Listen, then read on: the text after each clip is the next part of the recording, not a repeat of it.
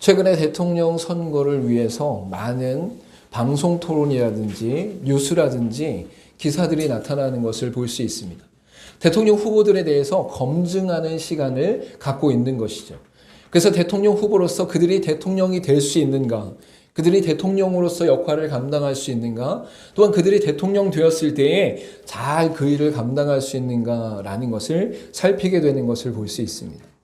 이러한 과정들이 필요한 이유, 즉 많은 검증의 시간과 토론의 시간과 자신의 정책을 이야기하는 시간이 필요한 이유는 한 나라의 수장으로서 그가 이 나라를 책임지고 큰 역할을 감당할 수 있어야 되기 때문인 것이죠.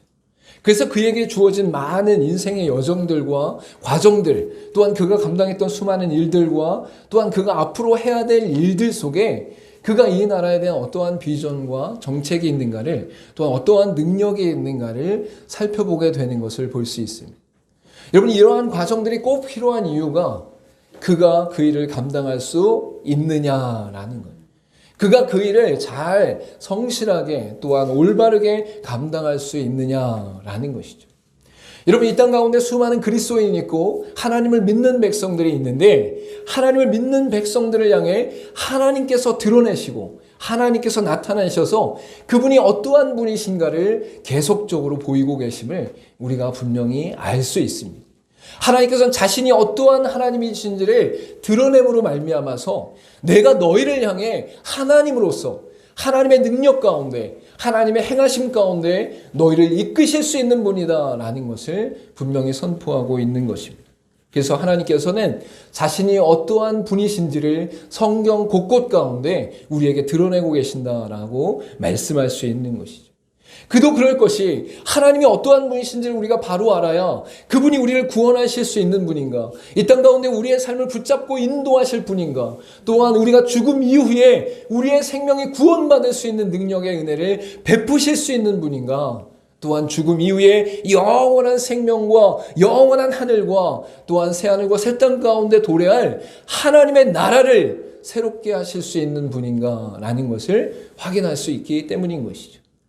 그래서 성경 가운데는 대표적으로 창조주 하나님이신 엘로힘이라는 이름으로 나타나시는 것을 볼 수 있습니다. 또한 스스로 계신 하나님이다 라서 여호와 하나님으로 나타나시고, 준비하시는 하나님으로 여호와 이레의 하나님으로 나타나는 것을 볼 수 있습니다. 그리고 승리케 하시는 여호와 니시 하나님, 치료하시는 여호와 라파의 하나님, 우리와 함께 하시는 임마누엘, 말씀이신 로고스와 또한 사랑 되시는 아가페 하나님으로 우리에게 존재하고 있는 것을 볼 수 있는 것이죠. 성경 전체 가운데도 이외에도 더 많은 하나님의 존재에 대해서 그분이 나타내시면서 30여 가지가 되는 하나님의 이름이 성경 곳곳 가운데 드러나고 있는 것을 볼 수 있습니다. 이사야서 45장 7절 말씀 가운데 나는 빛도 짓고 어둠도 창조하며 나는 평안도 짓고 환난도 창조하나니 나는 여호와라 이 모든 일들을 행하는 자니라 하였노라 라고 분명히 말씀하고 있는 것입니다. 하나님이 자신을 드러내실 때에, 하나님이 자신이 어떠한 분이신지를 나타내실 때에 내가 바로 창조의 하나님이시며 내가 바로 어둠도 빛도 평안도 환난도 창조한 놀라운 능력의 하나님이다라고 분명히 말씀하고 있는 것이죠. 여러분, 특별히 아브라함을 향해 언약을 선포하신 하나님께서는 자신을 전능한 하나님이다라고 말씀하고 계시는 것을 볼 수 있습니다. 전능한 하나님, 이것을 히브리어로 엘샤다이라고 말씀하고 있는 것이죠.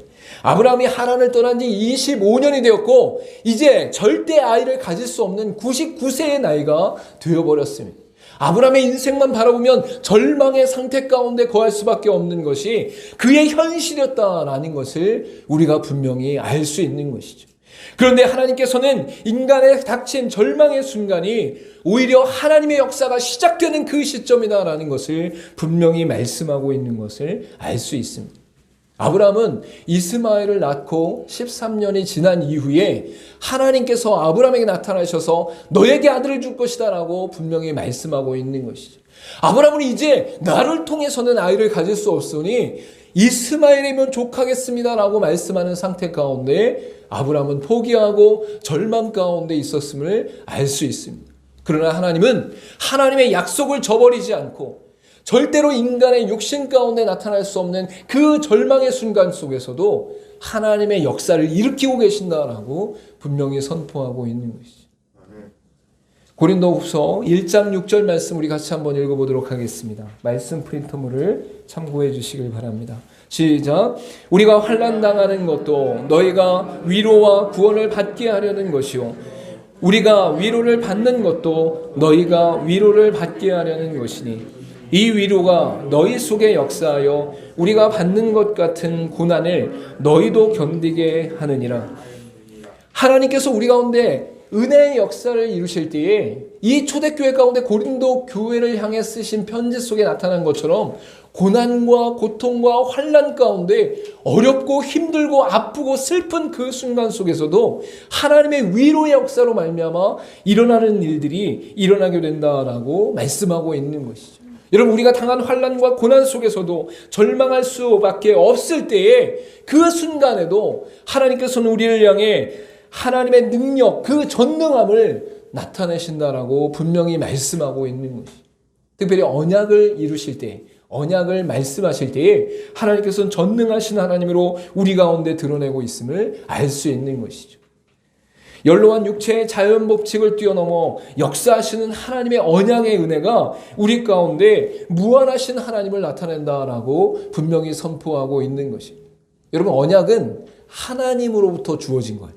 그래서 신학적으로 하사 언약이라고 말씀하고 있는 것이죠. 일반적인 계약들은 1대1로 서로가 동등한 관계 가운데 계약을 맺지만 이 죽음의 문제, 사망의 문제, 생명의 문제, 영생의 문제는 사람이 계약을 맺을 수가 없어요. 아무런 능력이 없어요. 아무런 힘이 없어요. 그래서 하나님께서 그의 백성들을 향해 이 영원한 생명을 우리에게 허락하시기 위해, 영원한 생명을 우리에게 베푸시기 위해 하사의 언약을 일방적으로 베푸신 역사가 일어난다라는 거예요.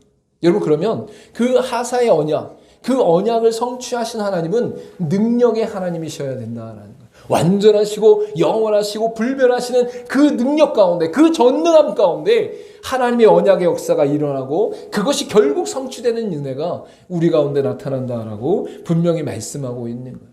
그래서 야복강 나루 가운데 간절히 기도하는 야곱에게도 하나님 나타나셔서 전능한 하나님으로 드러내시고, 또한 무기력하고 연약한 순간에 지도자로 부른 모세에게도 나타나셔서 내가 전능한 하나님으로 너와 함께하고 있다고 선포하고 있고, 극심한 교통 중에 있었던 욥에게도 나타나셔서 그 욥의 인생 가운데 내가 전능한 하나님이다, 너와 함께하며 내게 언약을 베풀며 내가 언약을 성취해 나갈 것이다 라고 분명히 선포하고 있는 것이죠.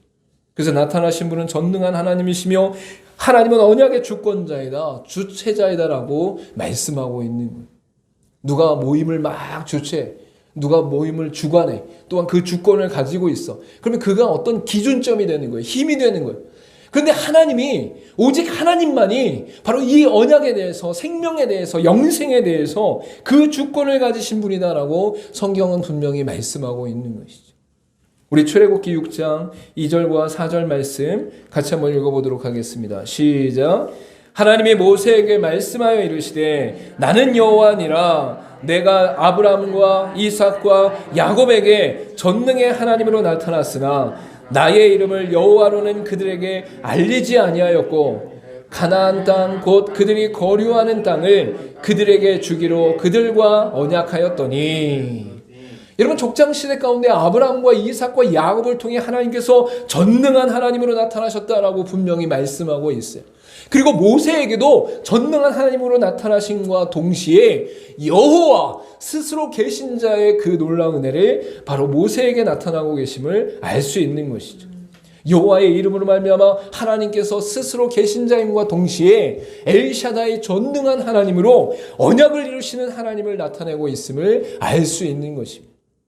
여러분, 여러분의 언약을, 구원을, 영생을 하나님께서 약속하셨고 그 약속을 이루심으로 말미암아 예수 그리스도 안에서 영생을 누리게 되었음을 믿으시길 바랍니다. 우리 가운데 그 믿음의 은혜만 허락하시고 하나님께서 모든 언약의 주권과 권세와 능력을 베푸심으로 말미암아 우리가 이 땅 가운데 하나님의 언약의 능력 가운데 거하게 됐다라고 분명히 말씀하고 있어요.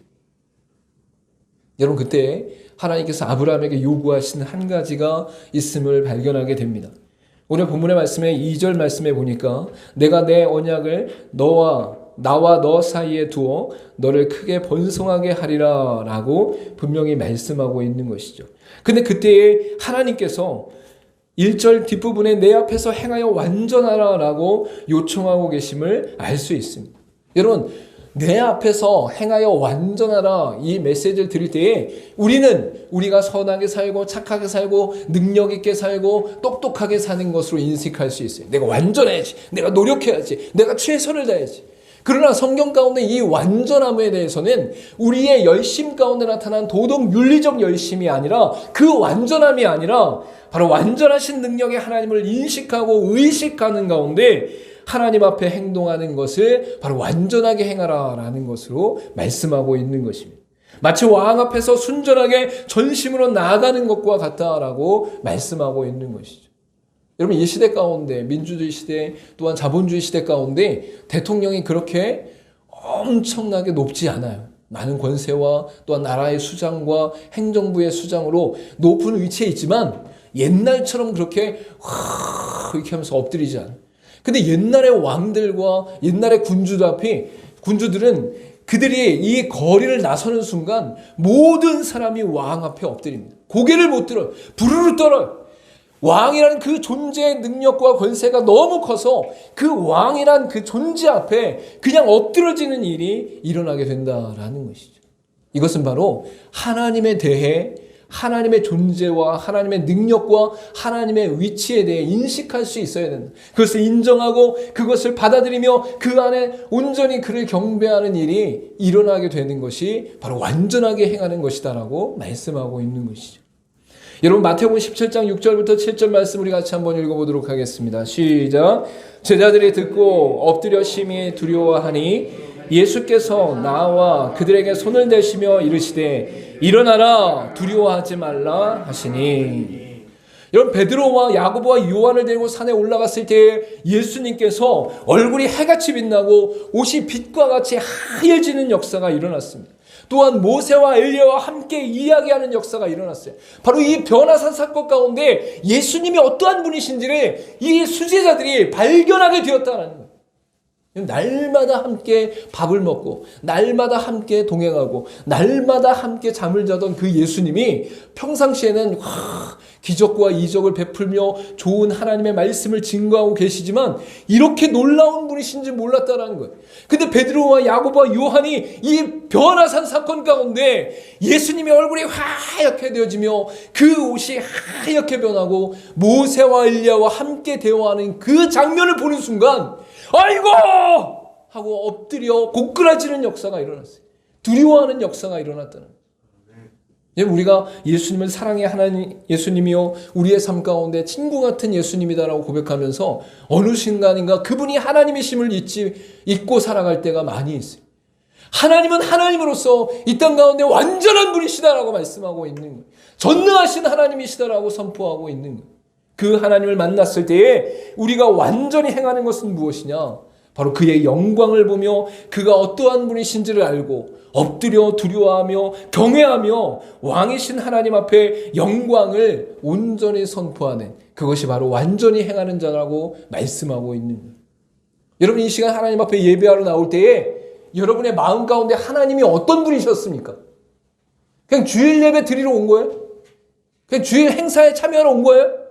그냥 날마다 매주마다 드려지는 한 예배니까 그냥 드리고 오지 뭐. 교회 가네. 사람들 보겠네. 아니에요. 여러분 지금 하나님 앞에 나온 거예요. 하나님 앞에 예배하고 있는 거예요. 근데 우리가 하나님의 어떠하심을 우리가 발견했을 때, 그의 영광과 그의 권세와 그의 능력을 발견했을 때에 우리는 엎드려 경배하며 두려워할 수밖에 없다라고 성경은 분명히 말씀하고 있는 것이죠. 그래서 아브라함에게 행하여 완전하라 이렇게 말씀했더니 3절 가운데 아브라함이 엎드렸더니 라고 말씀하고 있는 것을 볼 수 있어요. 아브라함이 하나님 앞에 팍 엎드려서, 완전히 엎드려서 하나님의 존귀와 능력과 능력 앞에 온전히 그의 영광 앞에 엎드리게 되는 역사가 일어났다라는 것이죠. 여러분, 히브리어 가운데 완전하다는 그 언어는 티밍이라고 하는데 이것이 구약 가운데 희생 제물을 의미하고 있음을 알 수 있습니다. 전혀 비난할 것이 없거나 흠없는 상태 가운데 있는 것을 바로 티밍, 바로 희생제물이다라고 말하는 것이죠. 근데 여기서 말하는 이 완전함, 비난할 것 없고 흠없는 상태 가운데 나타난 것은 바로 아브라함 자체를 말하는 것이 아니라 아브라함을 향해 베푸신 하나님의 은혜로 말미암아 나타난 것이 바로 이 완전함이다라고 말할 수 있는 것. 하나님 앞에 흠없는 것을 가져왔다고 해서 이 동물 자체가 흠없는 것이 아니라 그 동물을 가져오게 하신 하나님의 은혜, 그 동물을 하나님 앞에 드릴 수 있도록 베푸신 은혜가 완전하다라고 말하는 것이죠. 우리 디모데후서 2장 13절 말씀 같이 한번 읽어보도록 하겠습니다. 시작. 우리는 미쁨이 없을지라도 주는 항상 미쁘시니 자기를 부인할 수 없으시리라. 여기서 미쁘시다라는 것은 그가 말하는 것을 온전히 지키며 행하시고 동시에 완전한 자로 우리에게 나타내셨다라는 것을 분명히 선포하고 있는 거예요. 여러분, 이 땅에서도 자신만의 신념이 있는 사람, 자신만의 기준이 있는 사람, 자신만의 목적이 있는 사람들은 주변에서 뭐라고 해도 그걸 지키려고 해요. 나는 정직하게 살 거야. 그리고 그것에 대해서 목숨을 걸 거야. 라고 자신의 마음 가운데 다부지게 약속한 사람은 다른 사람이 꼬드겨도 불법을 저지르자고 해도 돈을 쏟아준다고 해도 흔들리지 않는다는 거예요. 물론 인간이기 때문에 엄청나게 큰 돈이나 엄청나게 큰 유혹 속에 흔들릴 수밖에 없지만 그 중심 가운데 무엇이 있냐, 그 신념과 신조와 그 중심의 결단이 무엇이냐 따라 그 사람의 인생 가운데 그것을 꼭 지켜 행하려고 하는 모습이 나타나게 된다라는. 여러분, 본문의 말씀 가운데 나타난 이 하나님의 완전함은 디모데후서 2장 13절에 나타난 이 미쁘심의 역사 가운데 동일하게 나타나는 것을 볼 수 있어요. 하나님의 미쁘심은 완전하여서 그 완전함에 드러나는 것이 사람의 타락과 불완전한 가운데 기준이 있는 것이 아니라 하나님의 기준이 되어주는 놀라운 역사로 나타나게 되는 것이죠. 그렇게 하나님의 언약을 하나님과 아브라함 사이에 두었을 때에 내 언약으로 선포하고 계심을 알 수 있습니다. 나의 언약이다! 하나님께서 아브라함과 언약을 맺으시는데 아브라함아 내가 언약을 맺겠다라고 말씀하시는데 그때 그 언약을 아브라함 앞에 두면서 이것은 내 언약이다 라고 선포하시는 하나님의 은혜가 있는 것이죠. 하나님의 결단은 사람과 다르게 영원히 신실한 언약임을 말씀하고 있는 것입니다.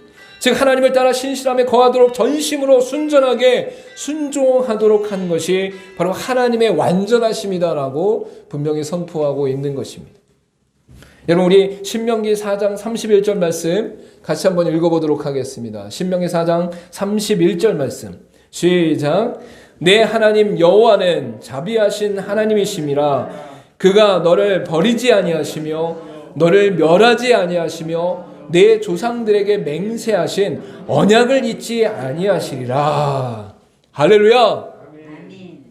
여러분, 신명기 말씀을 통해 이스라엘 백성들 후손들에게 다시금 하나님이 어떠한 분이신지, 하나님이 이 구약 성경 속에서 출애굽 광야를 어떻게 인도하신지를 다시 말씀하시면서 1.5세대들에게 강력하게 선포하고 있는 것이죠. 그때에 하나님께서 그 후손들에게 말씀하시는 것은 뭐예요? 너를 버리지 아니하시고 너를 멸하지 아니하시고 내 조상들에게 맹세하신 언약을 잊지 아니하시리라 라고 선포하고 있는 거예요.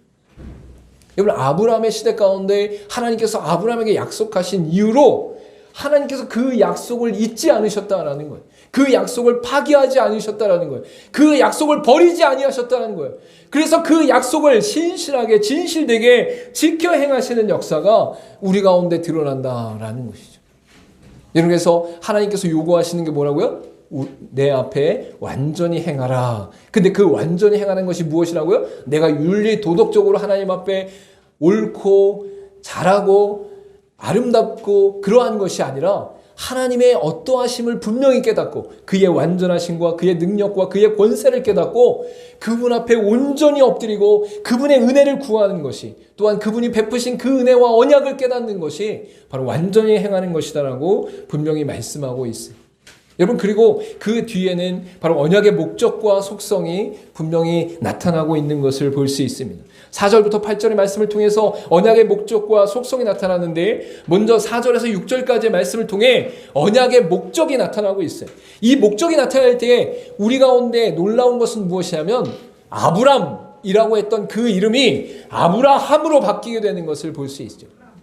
여러분, 지금도 사람들이 계명하는 일들이 있습니다. 어렸을 때 부모님이 정해주셨지만 그 이름이 사람들에게 너무 놀림을 받거나 아니면 사회에서 너무 이상한 이름이거나 아니면 특별히 어떤 문제가 있는 대상의 이름이 될 수도 있는 경우죠. 그래서 이름을 바꾸는 경우들이 있어요. 그것은 자신이 이 땅 가운데 조금 더 편안하게 살고 그 이름 때문에 문제가 발생하지 않기 위한 목적이 있는 것이죠.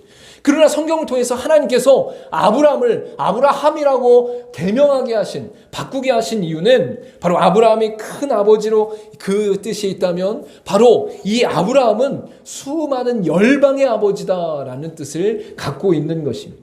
즉 하나님께서 이 아브라함으로 이름을 바꾸는 것을 통해 그 상징성을 통해 하나님께서 이 땅 가운데 아브라함의 후손뿐만 아니라 열방의 모든 사람들을 하나님이 구원하실 목적으로 나타나고 있는 것을 볼 수 있는 것이죠. 그래서 첫 번째로 하나님께서 아브라함의 후손이라고 할 때에 아브라함의 직접적인 후손은 이삭과 야곱이에요. 그리고 두 번째 후손은 그의 모든 자손들을 말하는 것이죠. 그리고 세 번째로 후손은 바로 단 하나이신, 단 한 분이신 후손 예수 그리스도를 말한다. 바로 언약의 목적을 나타내는 그 대상을 말한다라고 성경은 분명히 말씀하고 있는 것이죠. 그럼 저의 후손은 무엇이냐 그러면 저의 아들, 딸, 저의 후손이 또 이어지면 손자, 증손자 이렇게 되는 거예요. 그러나 그것이 하나님의 은혜 가운데 아브라함에게 약속하신 언약의 기준으로 하면 모든 자손인과 동시에 하나님의 언약을 성취하실 단 한 분, 그 자손을 말씀하신과 동시에 예수 그리스도를 믿는 단 한 분 자손, 그분을 믿는 모든 백성들을 말한다라고 선포하고 있는 것이죠. 갈라디아서 3장 16절 말씀 우리 같이 한번 읽어보도록 하겠습니다. 시작. 이 약속들은 아브라함과 그 자손에게 말씀하신 것인데 여럿을 가리켜 그 자손들이라 하지 아니하시고 오직 한 사람을 가리켜 내 자손이라 하셨으니 곧 그리스도라. 여러분, 아브라함의 후손, 아브라함의 자손, 이것을 말씀하고 있는데 그의 육체적 자손들도 물론 자손이지만 언약의 관계, 하나님의 언약을 이루시는 그 관계 속에서는 단 한 사람, 예수 그리스도가 바로 아브라함의 후손이다라고 선포하고 있는 것이죠. 여러분, 아브라함을 통해서는 이스마엘의 족속과 에돔의 족속과 야곱의 족속과 그드라 족속 등 수많은 족속들이 바로 아브라함의 후손으로 나타나는 것을 볼 수 있어요. 혈통적으로 육체적으로는 많은 족속들이 있다라는 것이죠.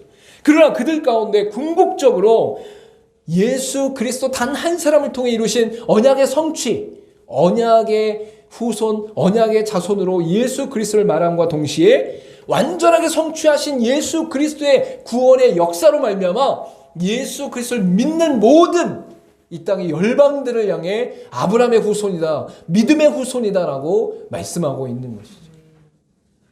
그러면 족보가 꼬이는 거 아닙니까? 무슨 족보가 그럽니까? 라고 생각하실 수 있는데 성경 전체는 육체적 흐름 가운데, 혈통적 흐름 가운데 나타나는 족보가 있고 하나님의 초월적인 역사 속에서 계속적으로 나타내시는 하나님의 언약의 족보가 있어요.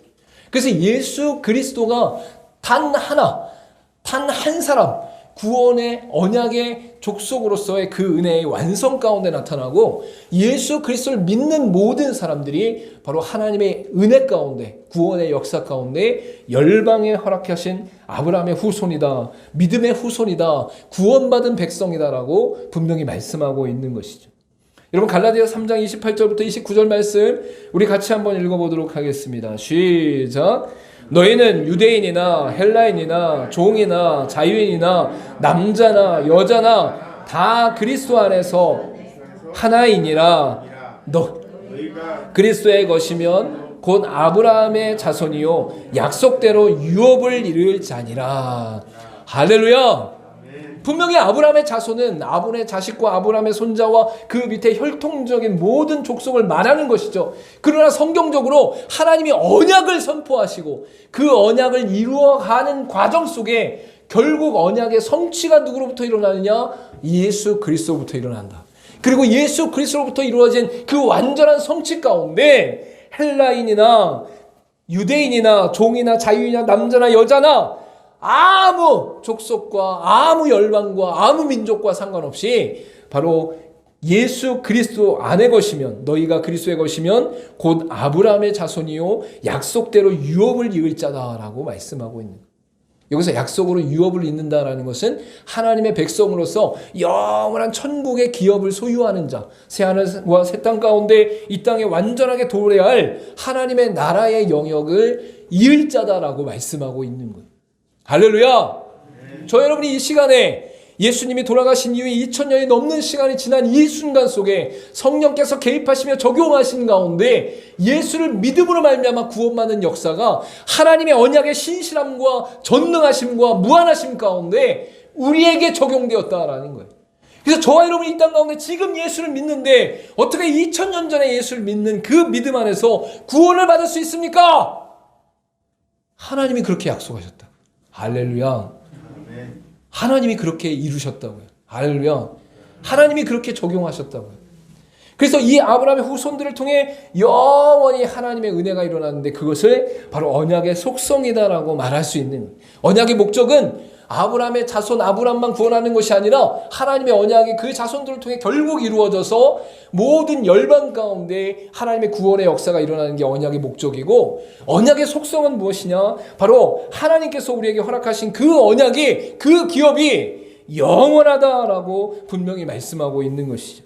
오늘 본문의 말씀에 7절과 8절에 이렇게 말씀하고 있습니다. 내가 내 언약을 나와 너 및 내 대된 후손 사이에 세워서 영원한 언약을 삼고 너와 내 후손의 하나님이 되리라. 내가 너와 내 후손에게 내가 거류하는 이 땅 곧 가나안 온 땅을 주어 영원한 기업이 되게 하고 나는 그들의 하나님이 되리라 라고 분명히 말씀하고 있는 것이죠. 여러분, 일방적이고 은혜로운 하나님의 언약이 창조 이후에 타락한 모든 백성들을 구원하시고 결국 드러낼 새하늘과 새 땅 가운데, 즉 영원한 세계 가운데 하나님의 언약이 성취된다라고 말씀하고 있는 것이죠. 여러분, 그래서 지금도 하나님의 언약은 적용되어지고 있어요. 일어나고 있어요. 역사하고 있어요. 지금도 예수 그리스도를 믿는 역사가 일어나고 그 믿음 안에서 구원받는 역사가 일어나고 있다라는 거예요. 앞으로도 일어날 것이고 영원히 일어날 것이에요. 그것이 바로 예수 그리스도의 재림하실 때에 새하늘과 새 땅 가운데 나타날 하나님의 완전한 나라 가운데에도 나타나게 될 것이에요. 그때의 영원한 하나님의 은혜가 우리 가운데 선포된다라고 분명히 말씀하고 있는 것이죠. 우리 요한계시록 7장 9절에서 10절 말씀 같이 한번 읽어보도록 하겠습니다. 시작. 이일 후에 내가 보니 각 나라와 족속과 백성과 방언에서 아무도 능히 셀 수 없는 큰 무리가 나와 흰옷을 입고 손에 종려 가지를 들고 보좌 앞과 어린 양 앞에 서서 큰 소리로 외쳐 이르되 구원하심이 보좌에 앉으신 우리 하나님과 어린 양에게 있도다 하니. 할렐루야. 영원한 하나님의 나라 가운데 이제 이 땅 가운데 도래할 하나님의 놀라운 축복 가운데 각 나라와 족속과 백성과 방언에서 아무도 능히 셀 수 없는 큰 무리가 나온다라고 말씀하고 있어요. 여러분, 분명히 이스라엘 백성들이 하나님을 믿을 때는 자신들만 선민이라고 생각해. 지금도 이스라엘 땅에 가면 유대인들이 자신들만 선민이라고 생각해. 그런데 아브라함에게 약속한 것은 혈통적 이스라엘만 구원하신다는 뜻이 아니었어요. 하나님께서 아브라함에게 약속하실 때는 너와 너의 자손과 후손 또한 열방의 모든 민족의 하나님을 믿는 믿음의 백성들을 구원하시겠다고 분명히 선포하신 것이죠. 그리고 그 언약의 약속이 지금도 이루어지고 계속적으로 이루어져서 결국 하나님이 이 땅 가운데 완전히 도래하실 그때에 바로 온 땅 가운데 각 나라와 족속과 백성과 방언에서 아무도 능히 셀 수 없는 큰 무리가 나온다라고 분명히 선포하고 있는 것이죠. 우리 이렇게 세면 몇 명인지 알 수 있어요. 이렇게 대충 20몇 명 되겠다. 이렇게 되겠죠. 그런데 그때에 하나님의 완전한 나라가 우리 가운데 도래할 그때에는 모든 세계와 나라와 민족과 백성 가운데 나오는 하나님의 백성들이 하나님 앞에 무수히 쏟아지고 나오는 말미암아 셀 수 없을 정도로 나온다라는 거예요. 그게 뭐예요?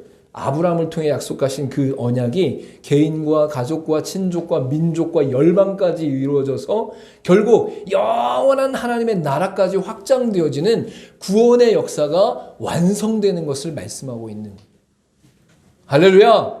저 여러분이 그 나라의 소망을 가지고 날마다 승리하길 간절히 소망합니다. 이는 언약 속에 맺으신 하나님의 속성이 담겨 있기 때문이다라고 분명히 선포할 수 있습니다. 하나님의 속성이 영원하시고 완전하시고 불변하신 존재이기 때문에 그분의 약속은 그분의 속성에 따라 그러한 능력이 나타난다라고 선포하고 있는 것이죠. 하나님께서 베푸신 언약의 완전함을 누릴 수 있어야 됨을 우리 가운데 명령하고 있습니다. 권면하고 있습니다. 저와 여러분 이 땅을 살아가면서 하나님의 완전하심을 누리며 그 안에 승리하는 저와 여러분 되기를 간절히 소망합니다.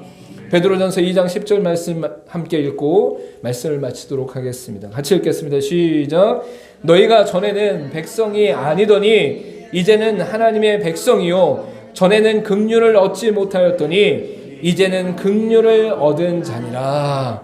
할렐루야. 저와 여러분이 이제는 하나님의 백성입니다. 저와 여러분이 이제는 하나님의 긍휼을 얻은 자입니다. 저와 여러분이 이제는 하나님의 영원한 생명을 소유한 자이고 하나님의 언약의 완전함과 전능함을 드러낸 그 은혜 가운데 거하는 자이다라고 말씀하고 있습니다. 저 여러분이 말씀 안에서 또한 하나님이 약속하신 그 은혜 안에서 전능하신 하나님을 의지하며 날마다 승리하는 저 여러분 되기를 간절히 소망합니다.